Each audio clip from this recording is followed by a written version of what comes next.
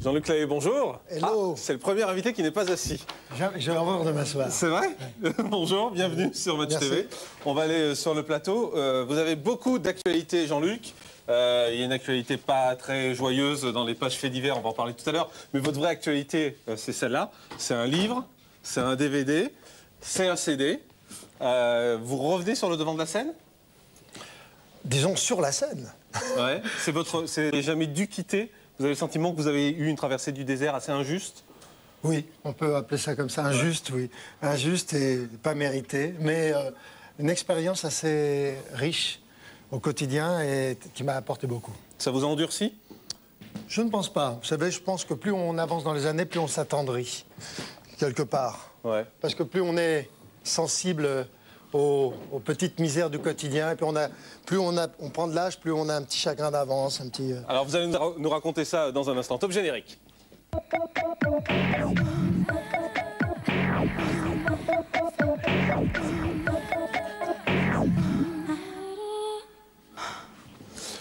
D'ailleurs, Jean-Luc Lahaye, vous vous considérez comment, vous? Vous êtes un dur?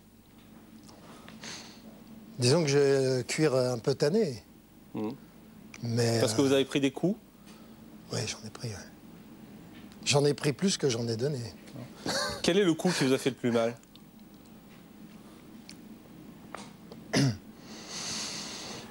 En fait, c'est pas un coup, c'est tout on peut dire un combat. Lorsque j'ai su que j'allais entrer de manière irréversible dans ce qu'on appelle dans le métier la traversée du désert. Vous l'avez senti, ça? Oui, vous l'avez senti arriver? Bien sûr, je l'ai senti. Je l'ai senti parce qu'il était prévisible. Et je l'ai vécu douloureusement, discrètement, et dans mon coin. Enfin, j'ai morflé dans mon coin. Concrètement, ça se traduisait comment? Vous sortiez plus de chez vous? Vous vous leviez plus le matin? Je me suis jamais levé le matin. C'est vrai. Je sortais de chez moi. Je suis incapable de rester une journée sans sortir de chez moi. Ouais. Non, non, je travaillais énormément. Mais vous êtes dit, je suis fini? Non, jamais.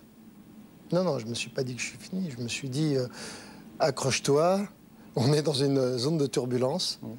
Il faut que le bateau arrive à bon port. En tout cas, il faut traverser la tempête, et je l'ai traversée. Vous saviez qu'il y aurait du soleil après la tempête? Je l'imaginais, oui. Ouais. Et c'est ce qui vous fait tenir dans ces cas-là? Oui. Ouais. Mais quand vous voyez dans la presse, dans ces moments de traversée du désert, quand vous voyez qu'on dit que vous êtes ringard, que vous êtes has-been, tout ça, on se le prend dans la figure quand même. Non, non. Non? Aucune espèce d'importance. Vous savez, je suis un homme de terrain et je fais entre 50 et 80, voire les bonnes années, 100 concerts par an, galas, concerts. Je me déplace énormément, je suis sur le terrain, donc je vois que le public est là. C'est pas grave. Mais on sait que des fois, ça suffit pas. Parce que si. y a Daniel Gilbert, ça fait des années aussi qu'elle dit j'ai mon public, je vais dans les supermarchés, etc. Non, je fais pas et elle revient pas. Je fais pas de supermarché, je fais des concerts. Moi, je suis pas animateur, je suis chanteur. Ouais. J'ai un répertoire. Non, non, moi je viens, je mouille ma chemise, je fais mon répertoire et le public est content ou pas. Mais j'ai fait mon boulot. Mais ça veut dire qu'à aucun moment vous n'avez douté? Non. Je suis pas quelqu'un qui doute. C'est fort ça. Non, je suis très fort fort de ne pas douter de soi. Jamais.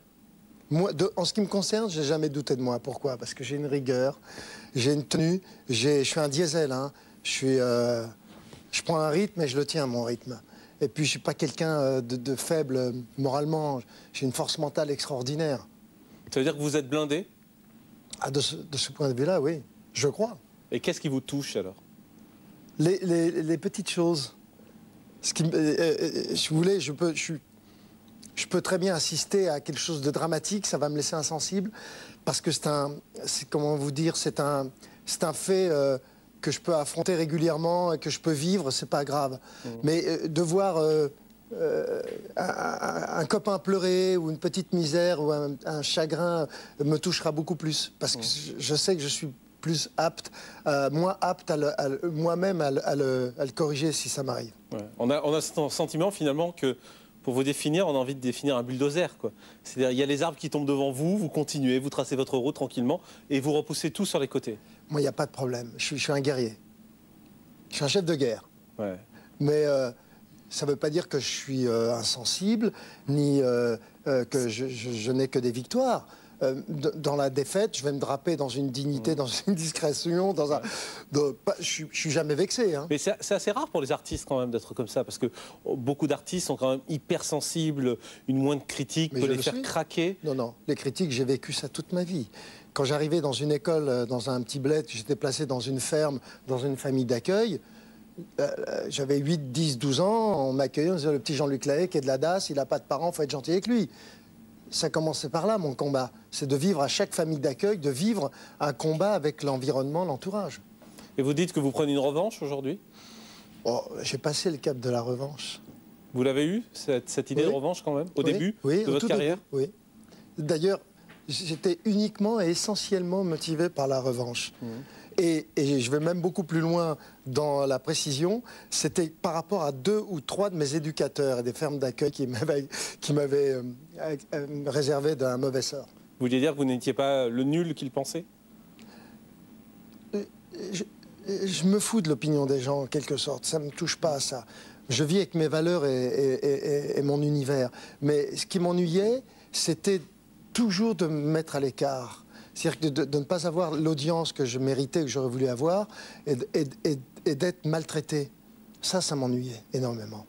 Alors, vous dites qu'à l'époque, au début de votre carrière, c'était la revanche qui était votre moteur. Oui. Aujourd'hui, c'est quoi? Bah, c'est le retour. C'est vrai? Le retour 2, Rocky 3. Il revient? Il semblerait.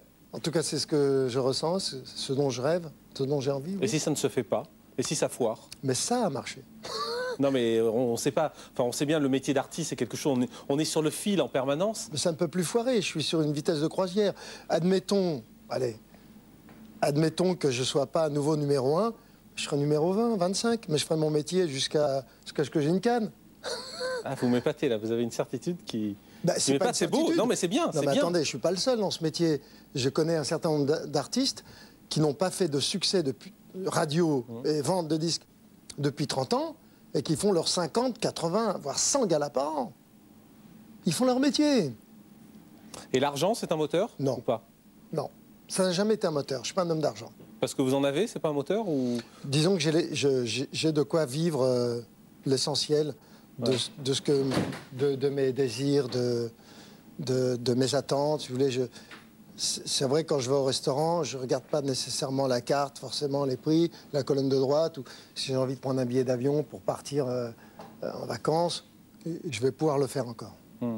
Je l'ai dit tout à l'heure, vous êtes revenu un peu dans l'actualité aussi à travers les pages faits divers, avec cette histoire d'accusation de viol d'une mineure. Oui. Ça vous fait sourire quand j'en parle? Oui, pourquoi? Parce que j'adore quand on emploie le mot viol, qui ne concerne pas dans cette histoire. Alors, on ne va pas revenir sur l'affaire, il y a la justice qui est faite pour ça, et moi je pense que ce genre d'affaire ne se règle pas à la télévision. Mais juste, je voudrais savoir humainement, en revanche, vous, comment vous avez traversé cette période? Là encore, c'est le Jean-Luc Lahaye que vous avez décrit, c'est-à-dire pas de doute, je suis sûr de moi, j'ai raison, je fonce et je ne doute pas. Bah, écoutez, je ne doute pas, évidemment que je ne doute pas. Mais j'ai jamais violé personne, donc je ne doute pas, je ne doute absolument pas du tout. Mais ce qui me gêne, c'est de voir au premier jour de garde à vue les gros titres, les unes des journaux en disant violeur. Ça me gêne, parce que ça atteint mon intégrité, mon honnêteté. C'est dégueulasse. Ça, c'est vraiment dégueulasse. C'est pourquoi j'ai tenu à me défendre. Maintenant, le reste, je m'en fous. Je vis avec ma conscience. Je m'endors tranquille. Et quand vous dites c'est dégueulasse, ça veut dire que là, vous avez souffert quand même? Oui. J'ai souffert parce que je rappelle que j'ai une association qui, précisément, a pour but d'accueillir les enfants défavorisés. Et ça me gêne qu'on ait pu coller à mon nom cette histoire. Ça me gêne énormément. Je trouve ça injuste et vraiment... Il n'y a pas d'autre mot, c'est dégueulasse. Voilà. Mais il se cache quoi derrière le mot « ça me gêne » ? C'est une souffrance? Vous avez craqué, par exemple? Vous avez non, j'ai pas. Vous pleurez, vous craquez? Non, je pleure pas. La dernière fois que j'ai pleuré, c'était en 68. Mais je pleure pas. Moi, je suis pas un mec qui pleure. C'était à quelle occasion? Je me souviens plus. C'est une plaisanterie. Je pleure pas. Je suis pas un mec qui pleure. Mais ça m'a vraiment blessé au fond de moi-même. Parce que si un jour j'étais sûr que jamais on pourrait employer le mot viol, c'était à côté de mon nom. Ouais. L'autre jour, il y a eu un reportage sur vous dans Le Droit de Savoir, Oui. De TF1. Et à ce moment-là, ils ont ressorti une ou deux chansons dans Ouais. lesquelles vous parliez de jeunes filles. Là, dans votre nouvel album, il y en a une qui s'appelle Tes 17 ans, petite Oui. femme. On a le sentiment que vous cherchez un peu là. C'est pas moi qui ai écrit cette chanson, c'est Oui, mais c'est vous qui la Barbelivien. chantez. Sardou a fait la même chose, Mike Brandt a fait la même chose, Ouais. Claude François, tous les artistes, même Johnny. Attendez, on chante. Nous ne sommes pas des. Nous ne sommes pas des présidents de la République, on vote pas les lois. Nous, on chante, on donne du rêve. Oui. Notre public, il va de 12 ans à 77 ans. Je veux dire, quel est le problème? On chante des chansons. Vous trouvez pas qu'il y a un peu de provoque quand même? Bah, attendez, de chanter Tes 17 ans me foutent le feu, le mal aux dents, mes larmes aux yeux, tes 17 ans sont dangereux pour moi, qui suis pas encore vieux. Attendez, quand Nicolas Cage fait un rôle de tueur au cinéma, pensez que dans la rue, on le crache dessus? Oui, mais il n'est pas accusé d'être un tueur dans la vraie vie. Non, mais je suis pas un tueur. Je suis pas un violeur non plus. D'ailleurs, il n'y a pas de mise en examen sur viol en ce qui me concerne. Vous le savez, ça, quand même. Oui, je le sais, tout à fait. Mais c'est pour ça Alors, que je je sais dis que pas je voulais pourquoi pas on parler emploie ce mot. de l'affaire, mais c'est vrai qu'on a le sentiment voilà, que les deux qui s'entrechoquent tout à coup, à la fois cette chanson, à la fois vos affaires, on se dit, bon, il aurait peut-être pu éviter de la chanter, cette chanson. Voilà, c'est tout. Mais attendez, je l'ai enregistré il y a 1 an et demi, cet album. Vous la chanterez sur scène? Je la chante pas, celle-ci, sur scène. Mais je chante Jamila Delila, qui a été un tube considérable, où je parle d'une fille qui a 15 ans. Je vois pas où est le problème. La rubrique Fait divers, vous y aviez été aussi pour le 287? Oui, toujours, oui, toujours. Encore le 287, oui. Hein, qui était votre boîte de nuit Oui, tout à à fait. l'époque. Votre établissement a fermé 6 mois, je crois, Oui. pour cause de trafic de drogue. Non. Faux. Allez-y. Nuisance à l'ordre public. D'accord, il y a eu une descente aussi quand même de police dans cet Oui. établissement. On a retrouvé un peu de la drogue. Non, jamais. Par Ah, terre? non, pas Par du terre? tout, non. Pas sur vous, mais par terre? Rien, rien. Même pas une cigarette, même pas un morceau d'herbe. C'est dans les rapports. Hein. Ouais. On n'a rien trouvé. Ils ont trouvé un couteau. Attendez, c'est comme un exploit. Hein. Ils ont trouvé un couteau dans la cuisine. Vous vous rendez compte? C'est énorme. Et ils ont trouvé un employé ou deux, employés officiellement, engagés, mais qui touchaient des primes pour travailler un peu plus la nuit. Mais chez les clients, on n'a pas trouvé de la drogue. C'est ce Mais qui a été rien. dit dans la presse Mais quand pas même. du tout. Et Je vous en donne ma parole, c'est dans les rapports. D'ailleurs, à ce propos, je vais passer en procès parce que je suis mise en examen aussi, vous l'ignorez, contre le patron de la sûreté du 93 qui me fait un procès parce que j'ai déclaré sur lui qu'il était soit incompétent, soit complètement malveillant d'avoir orchestré une descente de nuit dans mon établissement alors que ce n'est pas moi qui gérais la discothèque. Mais Et vous qui avez- n'a rien trouvé en plus, c'est hallucinant. Cet homme traversait les couloirs avec 300 policiers et à 10h du matin, il hurlait dans son talkie-walkie « Trouvez-moi quelque chose, il n'y a rien, trouvez-moi quelque chose ». Il n'a rien trouvé. C'est hallucinant quand même. Vous avez le sentiment quoi? Qu'on vous en veut? Non, j'ai l'impression que le 287 a dérangé beaucoup de monde parce qu'il a été trop de succès, c'était énorme et ça a dû déranger des gens quelque part. c'est Donc sûr. on vous en veut? Il y a une cabale contre vous? Non, j'ai pas dit ça. Non, mais je vous demande, justement, Ouais. je vous pose Je la question. pense que ça a dérangé des gens. Que le succès ennuie en France. Aux États-Unis, on applaudit le succès. En France, ça dérange, ça gêne le succès. Je ne sais pas pourquoi. Une mentalité particulière. Mais c'est vrai qu'on sait aussi que le milieu de la nuit est un milieu un peu particulier. Ouais. J'ai envie de dire, Certes. vous cherchez pas les problèmes un peu, quand même? Bah, écoutez, moi, ça fait 30 ans que je vis la nuit, comme un certain nombre d'artistes. Demandez à Johnny s'il vit le jour, il vit la nuit, comme moi. On vit la nuit. C'est vrai qu'il y a une formule qui décrit parfaitement la nuit, qui dit ceci, « Parole de nuit ne voit jamais le jour ». Mais il est vrai que le 287, quand je l'ai créé, c'est un accident. Je ne pense pas en faire la plus grosse boîte de nuit de Paris. Je pense en faire un cabaret. Ce sont les vrais débuts du 287. La formule cabaret ne plaît pas. Je ne sais pas pourquoi. Alors que c'était une scène supplémentaire, j'aurais pu avoir des aides de l'État qui ne me l'ont pas accordé, d'ailleurs, je veux dire, qui ne me l'ont pas accordé les aides. Donc il a bien fallu que je fasse vivre cet endroit que j'avais acheté. Donc vous l'avez transformé en boîte de nuit à ce moment-là? J'ai loué à quelqu'un qui l'a exploité en boîte de nuit. Quand on dit parfois que finalement vous êtes toujours un peu tangent, un peu limite. Comment ça? Non, mais bon. Non, mais ça veut dire que voilà, enfin, quand vous étiez jeune, je crois qu'à 17 ans, vous avez fait un séjour à Fresnes parce qu'on vous a pris dans une voiture volée. C'est vrai. Là, il y a cette histoire de 8-7, il y a cette histoire de rapport avec une mineure, on va dire, puisque vous ne voulez pas qu'on emploie le mot viol, et vous avez raison, puisque ça a été retiré. Vous avez raison. C'est un peu limite à chaque fois tout ça, non? Mais qu'est-ce qui limite? Vous? Ma vie? Vous, dans votre comportement, oui, votre vie dans l'ensemble. Mais mon départ est limite. À 6 mois, c'est limite que je sois élevé par une mère nourricière à Nevers, sans parents. C'est la vie qui a été limite avec moi. Je me rattrape, je vis ma vie à 600%. Vous voulez que je subisse la vie? Vous voulez que je subisse les gens? Le regard des autres, je ne subis rien, je ne veux pas subir. J'accepte absolument tout ce qui m'arrive et je le vis à 100%. Il n'y a pas de problème, je peux aller en prison demain, eh bien j'irai et je me dirais que c'est une expérience formidable à vivre encore. Il n'y a pas de problème. Vous avez le sentiment de brûler la vie? Non, c'est la vie qui m'a brûlé. Je me rembourserai jamais par rapport à ce qu'elle m'a fait comme misère, la vie. Il n'y a pas suffisamment d'argent quelque part pour me rembourser. Alors j'ai décidé que j'allais vivre ma vie avec une moralité, parce que je ne suis pas un garçon malhonnête, donc avec mes valeurs, mais sans regarder ni à gauche ni à droite les observateurs, si ça peut être critiquable, si parfois je franchis la ligne jaune, je vis ma vie. Si j'ai envie de rouler à 250 à l'heure quelque part une nuit, je vais le faire. Et puis si je me fais arrêter, tant pis, je me ferai arrêter. Vous brûlez. J'assume. C'est une façon de brûler la vie quand même. Je la brûle pas. La vie n'est pas... C'est de se mettre en danger quand on roule à 250 km/h, hormis le fait qu'on peut mettre en danger d'autres personnes, mais je crois pas que c'est ce que vous vouliez dire. Non, mais c'est une compris. formule. Mais ça veut dire que vous mettez en danger, voilà. Mais je ne me mets pas en danger. Pas du tout. La preuve, je suis là avec vous. Je connais mes limites. Mais aujourd'hui, j'ai décidé, depuis fort longtemps d'ailleurs, que je n'allais pas rester dans un cadre et dans un archétype de vie du citoyen normal. Ça ne m'intéresse pas, moi. Je suis un garçon. La vie est un self, aujourd'hui.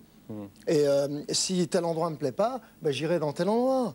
Et je change. Je suis un garçon je suis capable de changer de vie assez rapidement, selon mon humeur et les gens qui m'ennuient ou qui ne m'ennuient pas. Vous en voulez à la vie? Ben, j'en veux pas à la vie. Je me rattrape chaque jour. J'essaye de me rembourser comme je peux. Mais j'y arrive. J'y arrive pas. La vie, je dis souvent à mes enfants et aux gens, attention, va toujours un petit peu plus vite que la vie.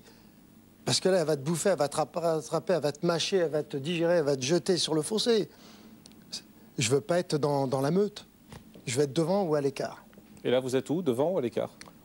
Disons que j'étais à l'écart pendant des années. Je vais essayer de me remettre sur la vague, prendre un bon spot. Ouais. Vous n'êtes pas inquiet quand même? Non, je ne suis pas inquiet, non, pas du tout, mais je trouve que c'est intéressant de vous entendre parler comme ça. Je ne suis pas un voyou. Hein. Je suis pas un voyou. Un peu, non? Non. Je ne suis pas un voyou. Je serais incapable de voler quiconque et de faire des exactions. Ça ne m'intéresse pas. J'ai horreur des voyous, j'ai horreur des voleurs, j'ai horreur des menteurs, j'ai horreur de tout. Par contre, je vais respecter un mec qui prend des risques. Un mec qui prend des risques, qui les assume, c'est respectable. Si vous n'aviez pas eu le succès que vous avez eu en tant que chanteur, là peut-être vous seriez devenu un voyou, non? Non plus. Non plus? Non. Vous seriez devenu quoi? À votre place, en mieux. C'est pas dur. Non, je plaisante. Non. Je pense que je serais resté dans la communication. Ah oui? Ouais. D'ailleurs, ça m'aurait pas déplu, quelque part. Mais parce que être dans la lumière, c'est aussi pas forcément toujours la bonne lumière. C'est vrai. Être dans la lumière quand on est number one, quand on fait des concerts blindés, tout ça, c'est chic, c'est sympa. Mais quand on est dans la lumière, c'est-à-dire d'une semi-pénombre, et qu'on a des dossiers, et que ça marche moins bien, et qu'il faut sourire, comme vous dites, vous sortez des toilettes et vous vous attardez à discuter avec quelqu'un, et les gens qui étaient dans les toilettes ou dans l'antichambre disent « Oh, t'as vu un tel ?» ou dans les vestiaires « Ah ouais, ça va pas », et qui commencent à dire des trucs sur vous, faites blinder pour partir avec ce que vous avez entendu. Mais c'est une vengeance aussi pour vous, par rapport à la vie, hein, d'être dans la lumière, c'est-à-dire d'avoir les gens qui vous applaudissent, les gens qui vous admirent, c'est ça. C'était ma motivation de départ. Ouais. J'adore. Aujourd'hui, vous avez le sentiment d'avoir eu ce que vous méritiez? Pas tout. J'ai pas tout eu dans le succès. Qu'est-ce qui vous manque? Et j'ai pas tout eu aussi dans la partie obscure. Je suis descendu assez bas. mais peut-être j'aurais pu descendre encore plus bas. Alors descendre assez bas, c'est l'alcoolisme? Oui, l'alcoolisme, ça, je ne bois pas d'alcool. La drogue, j'ai jamais touché de ma vie. Ouais. Le sport, j'en fais 2-3 heures par jour, donc c'est ce qui m'a sauvé. En fait. Mais l'alcoolisme, vous y êtes tombé de façon assez violente quand même? Non. Non, disons qu'à un moment, pendant 2 ans, j'ai bu 5 coupes de champagne par nuit et j'étais ivre-mort. Jamais bu de ma vie. Mais vous dites, hein, j'ai accepté de boire parfois un verre d'alcool le soir, puis un verre chaque soir, puis plusieurs verres, avec autant plus de facilité que la vie ne m'épargnait pas. C'est une façon de fuir, là. Là, vous n'aviez pas ce côté face à la vie, ce côté j'ai envie d'affronter. Disons que j'étais en roue libre. Comme j'ai une certaine tendance à me lever extraordinairement tard, quand je dis tard, c'est ma moyenne 13-14 heures, je savais que je pouvais dormir, même si je buvais 5-6 coupes de champagne, j'allais de toute façon les perdre le lendemain au sport. Mais ça ne m'a pas réussi, l'alcool ne m'a pas réussi. Ça m'a fait perdre un peu de temps. Pour revenir, pour faire cet album. Je me souviens d'une période où j'ai mis 4 ans pour faire un album. Mais ça aussi, c'est normal, parce qu'on doute. C'est-à-dire j'ai dû enregistrer 80 chansons pour n'en garder que 10. J'ai douté. À chaque fois que je sortais de studio, j'étais enthousiaste. Et le lendemain, quand je réécoutais, je le jetais, mon travail. Et aujourd'hui, à chaque fois que je suis en studio, que je réécoute le lendemain, je trouve que c'est formidable ce que j'ai fait. Donc maintenant, je suis dans une période de créativité et d'efficacité assez importante. Mais le doute, c'est important pour un artiste aussi, hein, c'est ce qui le fait avancer. Oui, mais pas trop, non, faut. Vous avez fait de la télé aussi, on se souvient. Vous avez fait la Haie d'honneur sur TF1. Là aussi, vous êtes fait massacrer. Vous trouvez? Ouais. Moi, je trouve pas. À chacun son point de vue. Je trouve que j'ai... On s'est servi de vous? Je me suis amusé. On s'est servi de vous à ce moment-là? Je sais pas. Tant mieux si ça a apporté quelque chose à des gens. Moi, ça m'a apporté. Quand vous revoyez aujourd'hui des espèces de bêtisiers qui passent dans les émissions où on montre que vous connaissiez pas bien vos fiches, que les émissions n'étaient pas bien préparées. Mais j'étais le premier à le déclarer, ça. Ouais. Je l'ai dit à Francis Bouygues. Quand j'ai signé le contrat, j'ai dit à Francis Bouygues et Dominique Ancien, j'ai dit, cher Francis, sachez que je suis chanteur. On est d'accord. Il m'a dit, oui, ça implique quoi? Je dis, ça implique que je ne serai jamais animateur. Il me dit, non, mais on ne vous demande pas ça. On vous demande d'emmener votre personnalité et votre enthousiasme. J'ai dit, de ce point de vue-là, vous serez servi. Je n'ai pas menti. Ouais. Et je n'ai pas voulu apprendre votre métier. Vous le faites formidablement bien. Parce que vous anticipez. Vous avez des questions de réserve et puis vous adaptez selon...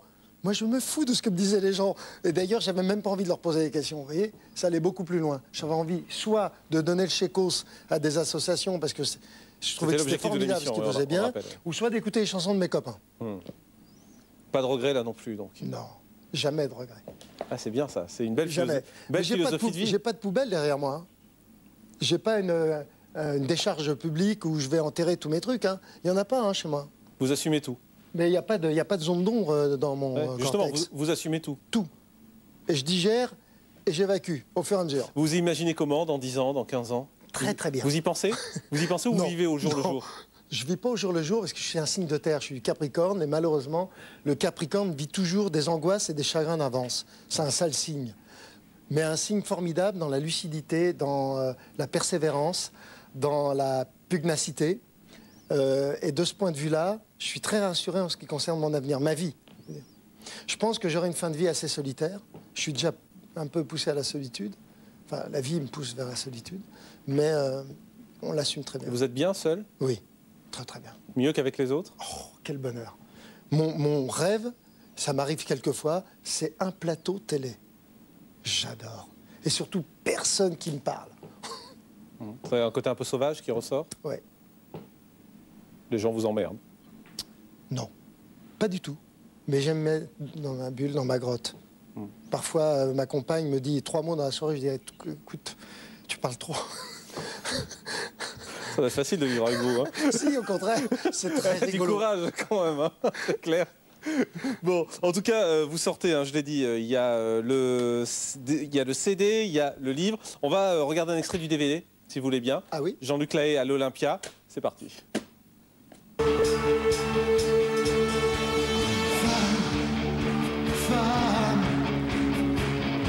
Simplement je te dis que je t'aime. T'es comme un soleil qui brille dans mes nuits. Et je prends racine en toi,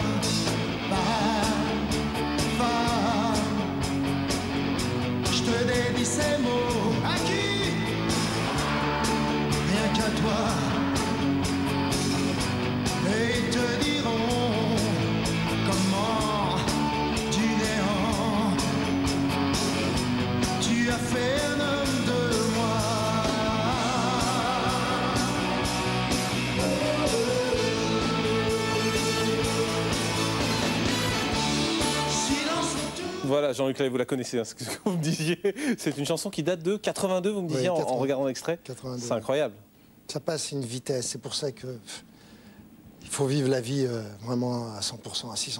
Ouais, je crois que c'est votre message aujourd'hui, clairement. Je rappelle le livre aussi qui ressort, nouvelle édition complétée. Oui, tout à fait. Chez Michel Lafon, ça Oui. s'appelle Sans famille, de la DAS à la vie. Gloria, ça c'est votre CD. J'ai l'impression d'être un peu, vous savez, Laurence au juste prix, là, en montrant les. Et puis Jean-Luc Lahaye à l'Olympia, DVD. Je crois qu'on a tout dit, là, il y a tout. Il y a encore des trucs, mais Je vous les épargne. je vous réserve la surprise d'ici quelques temps. C'est gentil. Merci beaucoup, Merci Jean-Luc à vous, Lahaye, Jean-Marc. d'être venu sur Match Merci. TV. À très bientôt. Au revoir.